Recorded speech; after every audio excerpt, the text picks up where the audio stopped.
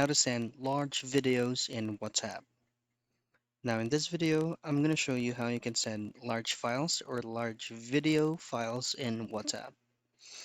Now, for you to be able to make this work, all I have to do first is if you go ahead and open up your WhatsApp application and log in into your account, go into that specific person where you will be sending the video to, and then use this option here that says clip or attach. So as you can see, you should be able to see a lot of options here like gallery, camera, location, document, pool, event, and so on and so forth. Now instead of sending it as a video file or as a camera file, you're going to need to choose on document.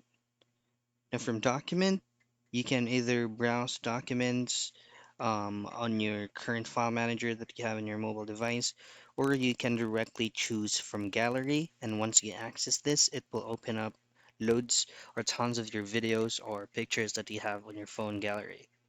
And that's it. That's the most convenient way to send large videos in WhatsApp.